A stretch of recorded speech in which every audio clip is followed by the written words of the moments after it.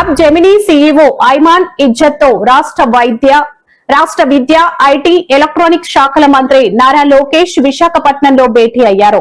రాష్ట్రంలో పెట్టుబడులపై కీలక చర్చ జరిగింది. ఈ సందర్భంగా లోకేష్ మాట్లాడుతూ దార్శనిక ముఖ్యమంత్రి చంద్రబాబు నాయుడు సారథ్యంలో Visakhapatnam IT data centre hub గా శరవేగంగా అభివృద్ధి చెందుతుందని తెలిపారు.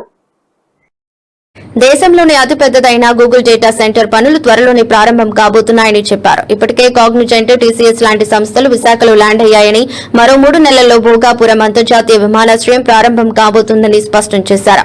దేశంలో మరే ప్రాంతంలోనూ లేని ఐటీ ఎకోసిస్టమ్ విశాఖపట్నానికి మాత్రమే సొంతమని, అన్ని విధాల అనుకూలతలు కలిగిన విశాఖలో 20,000 ఉద్యోగాలు కల్పించే సామర్థ్యం గల IT development centre, GCC, cloud services, BPM verticals సేవల కేంద్రాన్ని ఏర్పాటు చేయడం పేర్కొన్నారు.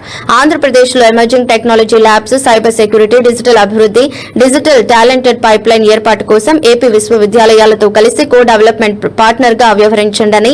Cab Gemini dedicated quantum vertical ను స్థాపించడమే కాక ఆప్టిమైజేషన్, ఫైనాన్షియల్ సర్వీసెస్, సస్టైనబిలిటీ వంటి రంగాల్లో ఎంటర్ప్రైజెస్ కస్టమర్ సేవల అభివృద్ధికి ప్రపంచ స్థాయి సాంకేతిక భాగస్వాములతో కలిసి పనిచేయాలన్నారు.